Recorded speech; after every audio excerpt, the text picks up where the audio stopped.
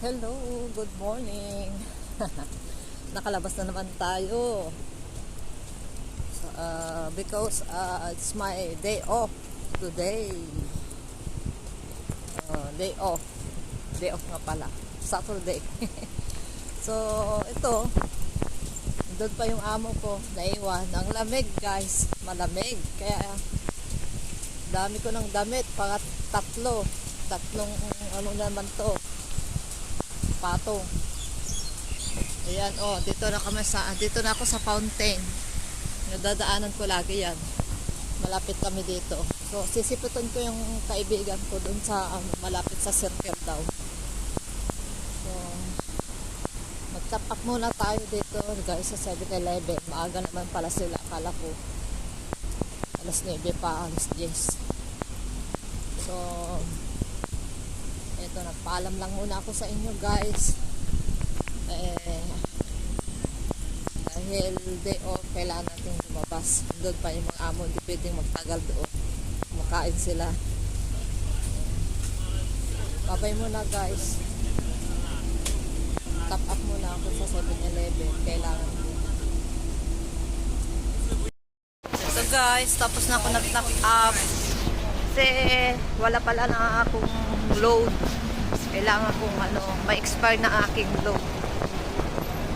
Kaya pala akong mag-top up kasi kalimutan ko, ma-expire na pala tong load ko. Kaya dito ako nag-load sa Alipay ko, 100. 88 pala.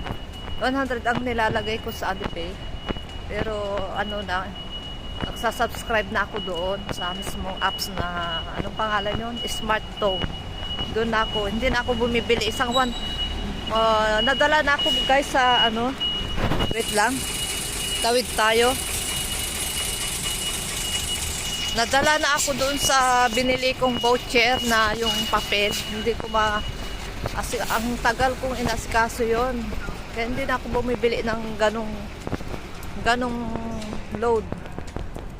Kasi hindi ako marunong. Ewan ko ba anong nangyari. Bakit hindi siya agad inulit-ulit ko, hindi siya agad, baka mali yung inulit-ulit ko, hindi siya agad na pumasok. Ay nagtawag-tawag pa ako sa mga smart tone, sa WhatsApp. Yun, nag-reply naman sila. Akala ko nawala na yung load ko, sayang yun. Yun, nabalik naman. Kaya yun. Nung first time ko dito, nabili ako ng card, mas maganda yun. Wala kasi silang available yun nung pangalawa na akong bumili. Yung card na kinikis-kisan mo siya ng coins para makita mo yung number yun. Marunong ako kasi may guide na doon paano ka magpasok ng load. Yung mga unang ginagamit natin noon. Tawid tayo. So yun lang guys. So, bye-bye na muna. Yun lang aking maisishare sa inyo ngayon.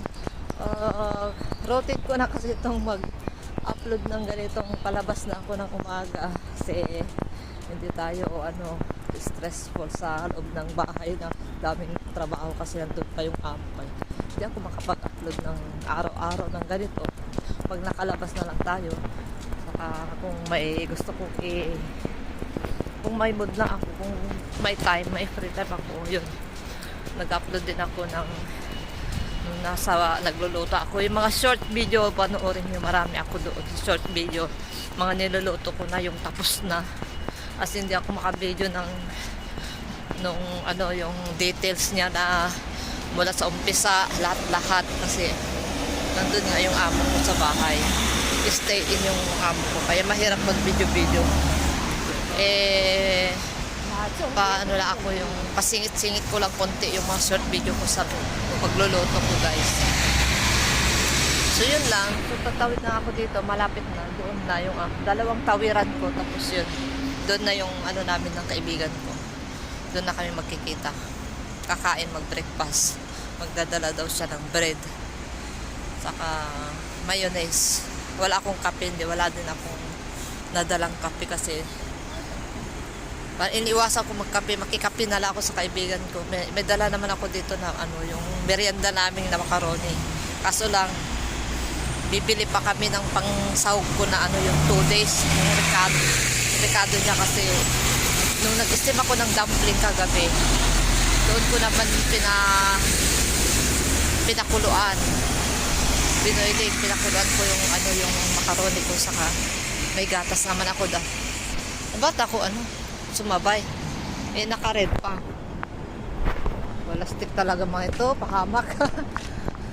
Buti na lang tinignan ko. Ayan, okay na. So may gatas naman ako doon, mayonnaise. Alam naman ni amo na gusto ko yung sweet. Sinabi ko naman sa kanya na ayun, magsisweet ako pagkatapos ko kumain yung dessert.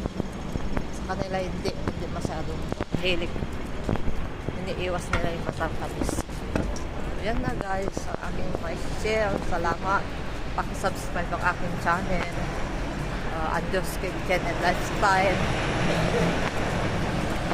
Thank you sa mga baguhan na nag-subscribe, sa mga dating nag-subscribe na laging nanonood. Salamat pa din.